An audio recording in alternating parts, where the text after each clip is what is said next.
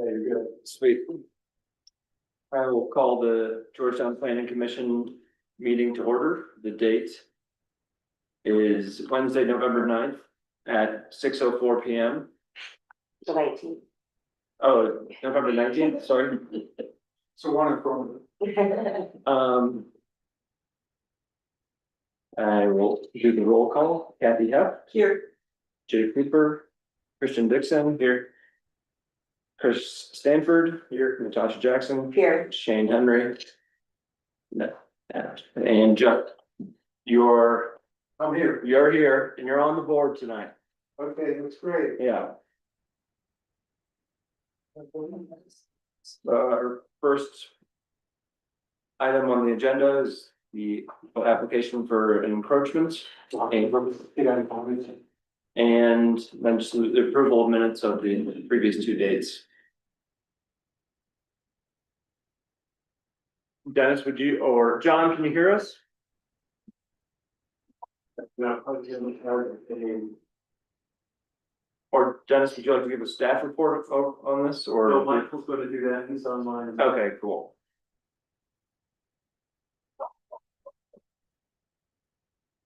Yeah, they're both online, so. Perfect. Hey, I can hear. Thank you. Michael, if you want to do the introduction for item 1 on the agenda. Yes, just a moment. Getting to my memo here. Okay, I'm Mike Davenport You with, might have your, you might have mute on, Michael. I thought I just unmuted myself. Let me check. We also cannot see or hear you if you can hear us. I can see you. Okay, I've just been upgraded to as a panelist. And Shane is here now. Hello, everyone. Hello. Michael, are you there? Okay, can you see me? Can you hear me? Stopping.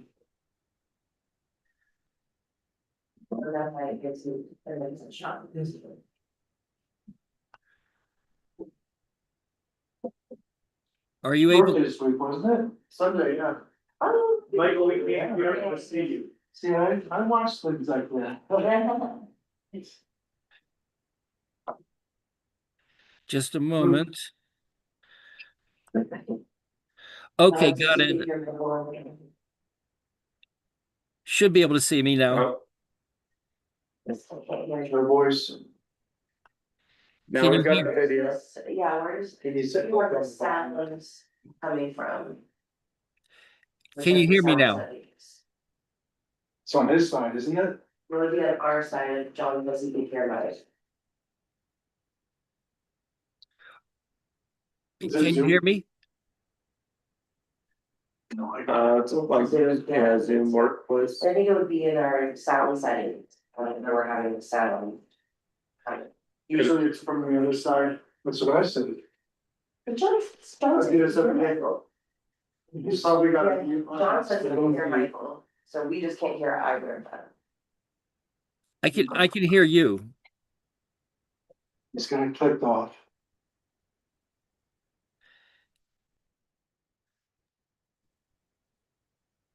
I'm gonna try and That's John, he's not there. Michael, can you hear us? I can hear you. Okay, hold on, we're trying to get this sound issue resolved on our end. Okay.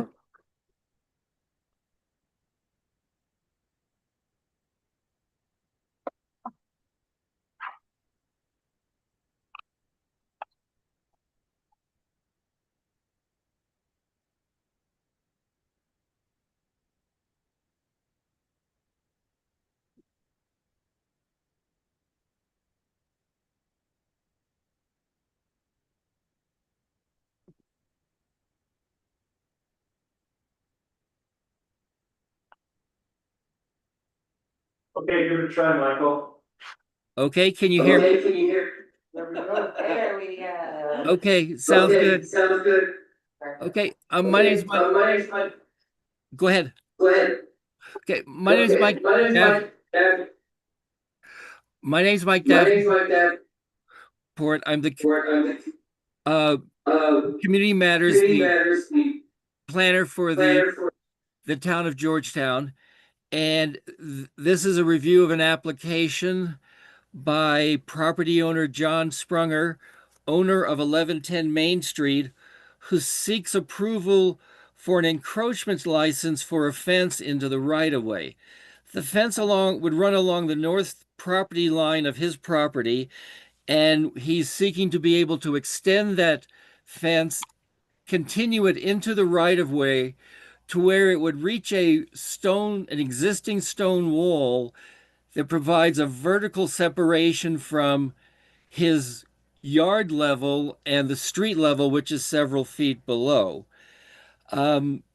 So in reviewing the application, there's several points. There are several items that are included with the application. There is the letter of application from the property owner. There's information from the county assessor, usually just to let you know that, yes, this person is listed as the owner of the property. The memo reviews the process for reviewing such an application. And finally, there's an improvement survey plat showing where this fence would go. Now, in terms of process, in 2005, the Board of Selectmen adopted the attached procedures for reviewing encroachment agreements. The applicant submits the application to the town clerk, who sends it out to staff and other referral agencies like utility companies for their review. Planning Commission makes a recommendation. The Board of Selectmen makes a decision regarding the application. The municipal code also provides that a fence is a type of improvement on a property that has to also be reviewed by the Design Review Commission. The site, as I mentioned, is 1110 Main Street. The street slopes up to the north, and the property slopes up to the east. And as I mentioned, there's a vertical drop at this stone wall. Stone wall's in the right-of-way. There's a drop of several feet at that particular point. The property is surrounded by other single-family detached homes and lots. One of the things I look at is the comprehensive plan. So I've listed a number of different maps I looked at as well as the comprehensive plan. And probably the key piece of information there is, besides the fact that it is a residential area and residential fences are allowed, is that the property is not in a flood hazard area. In terms of criteria for approval, and these are listed on the encroachment document that is attached, there are several criteria that relate to: do town staff and the other outside parties who get a copy of the application, do they have any concerns about it? And then there are several criteria after that I'll go through. So briefly going through it, criteria A, circulation. Both Road and Bridge and Clear Creek Fire Authority indicated no problem. Regarding street maintenance, again, Road and Bridge said they did not see an issue. On utilities, the town did not receive any response from utility companies. However, as is noted later in the memo, state law does require that before there's any digging, even for shallow digging like the post for a fence, there is a state requirement that you do have to contact Colorado 811, which is the name and number of a website on the internet. And that provides you directions on how do you request a locate for them to come out and check, are there any utility lines that might be affected by where the fence is being proposed. D, under enforcement, again, Clear Creek Fire Authority did not have an issue, nor did the sheriff. In terms of criteria E, expansion, that's really not applicable in this case. Income space at this point, criteria F, probably not applicable either. That may, whether or not the applicant proposes to do that in the future, that would be affected by the agreement if this project is approved. Adopted plans, the proposed, as I've noted previously, the proposed plan, and from reading through the comprehensive plan, there don't seem to be any policies against what's being asked here. And finally, probably the main one is the benefit.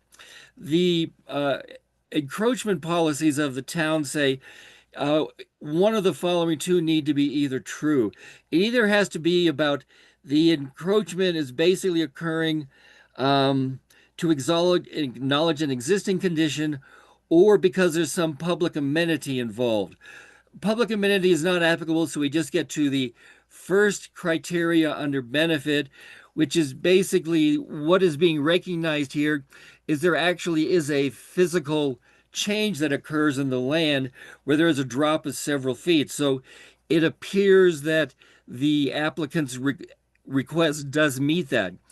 So the findings are that as the consultant, we're recommending a recommendation of approval.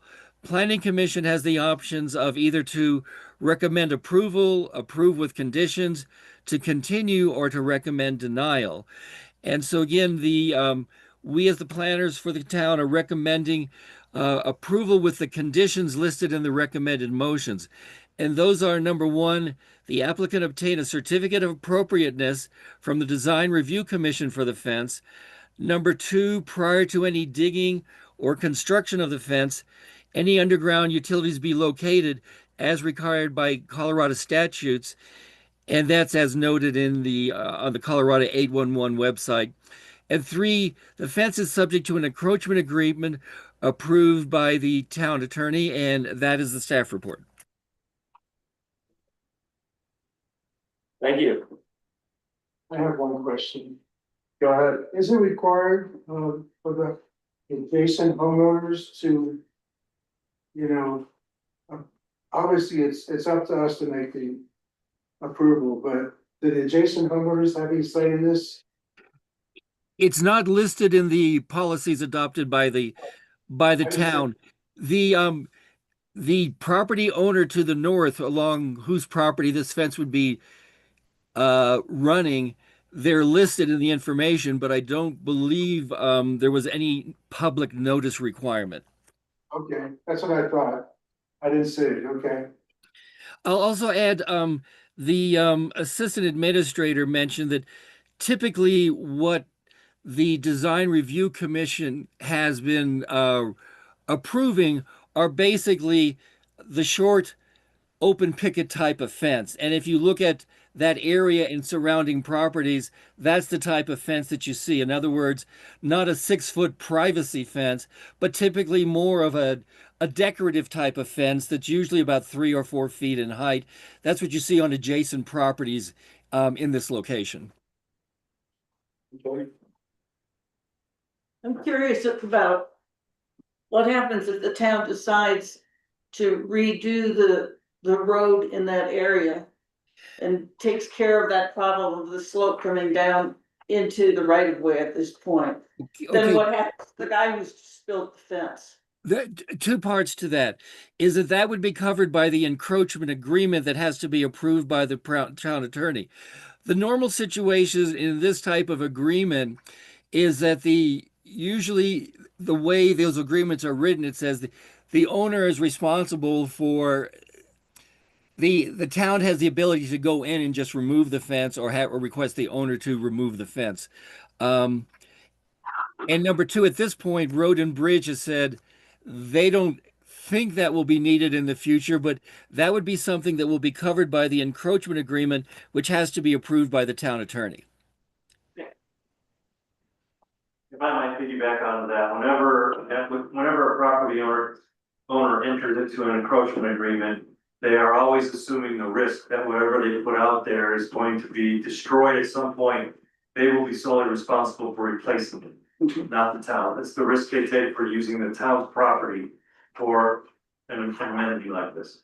And typically, for example, if someone plants shrubs in a utility easement, the utility company can go ahead and just take those shrubs out. It's not their responsibility, and they have no responsibility to replace those shrubs after they have done whatever work they needed to do in a trench.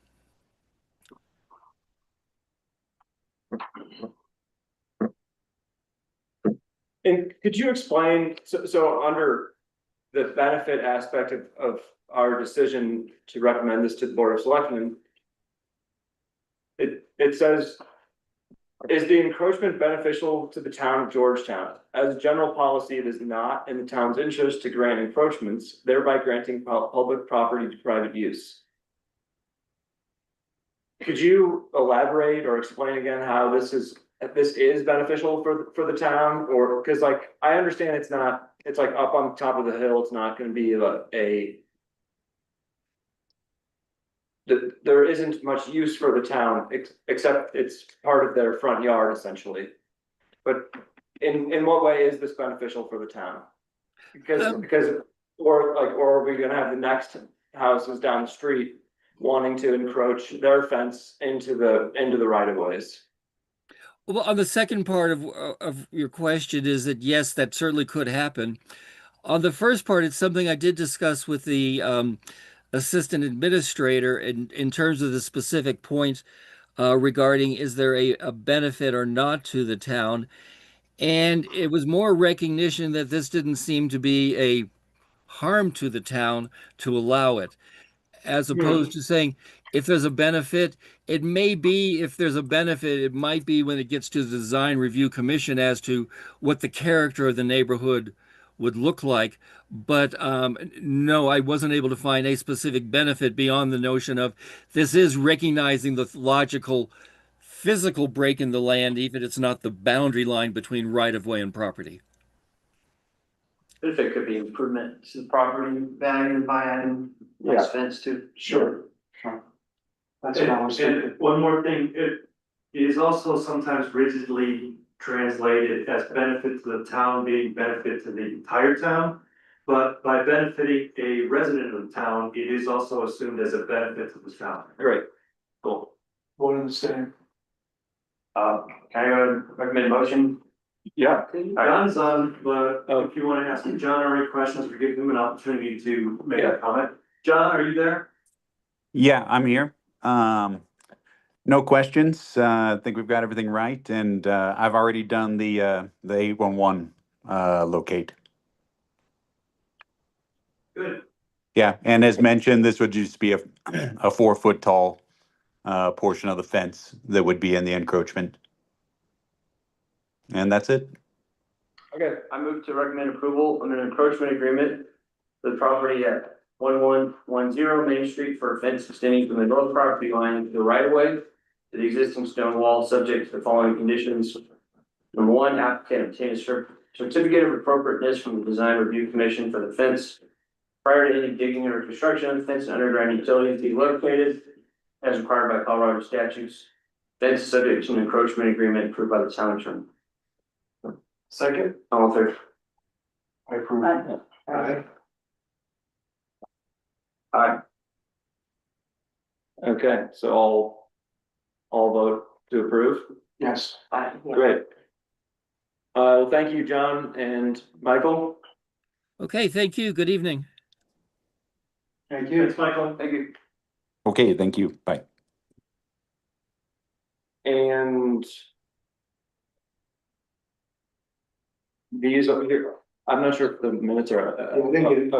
I have a copy on my computer, but I Okay. haven't found it. Okay, well, we have a motion to approve the minutes of September 17th and October 15th, 2025. I motion. Second. First. All in favor? Bye. Yes. All right. All opposed? And a motion to adjourn? A motion to adjourn. Second. Where's the candy in it? I'm just being sarcastic here.